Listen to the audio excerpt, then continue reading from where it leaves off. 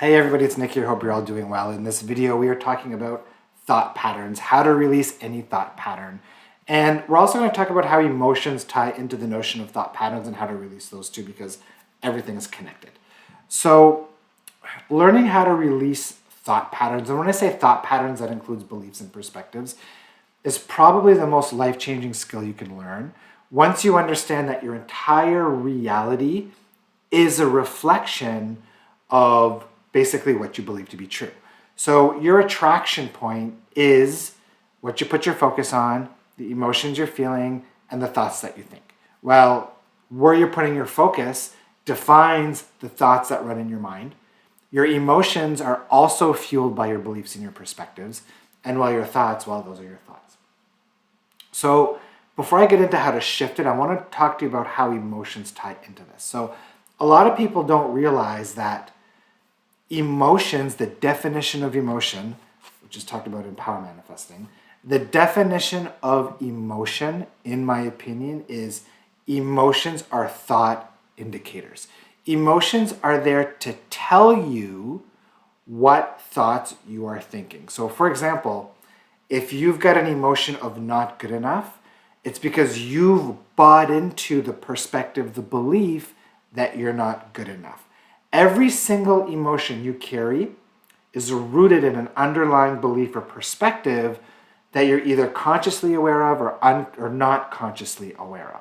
So it is important for people to understand that emotions aren't a bad thing. Negative emotions aren't wrong. They're there to tell you you've got perspectives that if you work out of them, that you'll feel better and you'll be practicing healthier, more serving thoughts. And the way you go from negative emotion to underlying thought is with probing questions. And this is a process, part of a process that I call the belief tree process. Again, it's in the book in chapter 5. This is the process that I teach all my facilitators, over 80 facilitators in 20 countries who all use it. It's a process that I developed after years of doing EFT and NLP and a whole bunch of other stuff. But anyway, so what you do is you ask the probing question. What must I believe is true to feel this way? Or I feel this way because. And a thought, a perspective, a belief is going to pop in your head. So if you ask the question, if you feel not good enough, I feel this way because Dad said something, right? Dad said I wasn't good enough. So there's your perspective. So ask that probing question, that's going to give you your perspective. Once you have that perspective, then your next step is work your way out of that perspective. And if you can do that effectively, that negative emotion will go away. So how do we do that? How do we work our way out of these perspectives? So what we do is we use a process called reframing. And the goal of reframing is to invalidate the perspective. Because once you convince the mind that that belief or that perspective does not make sense, it's gone. It goes away. And of course, that emotion that was fueling or being fueled by that perspective also goes away too. So, for example, if your belief, your perspective is, I'm not good enough, and the reason is because Dad said so, you bought into being not good enough because Dad said so. But if you can show your mind that just because your dad doesn't see you're good enough doesn't mean it's not true, right?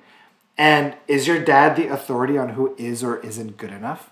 Of course not, right? So if you can show your mind, if you can invalidate this belief that you're not good enough, if you can show your mind that it does not make sense, then that belief will go away. And it's a process that might take a little bit of practice, but the more you practice it, the better you get at it. And eventually you'll start doing it automatically. You'll be walking down the street, negative emotion pops in. Oh, I feel this way because this, that, and the other thing. Oh, well, no, that doesn't make sense. Oh, right. Okay, cool. Yeah, gone, right? So again, learning how to take emotions, identify the underlying thought pattern, and then reframe that thought pattern to release it is such a valuable skill.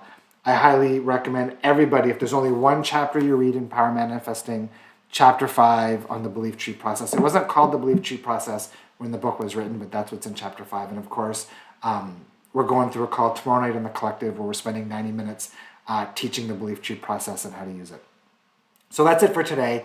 And at the end of this video, I'm going to add a link to another video where I actually help somebody clear an emotion with the belief tree process in an interview. So you can watch that and see how easy it is once you know what questions to ask and how to reframe things. So again, hope this was useful for you. Hope to see lots of you guys on the live call tomorrow night or in the recording once it's done.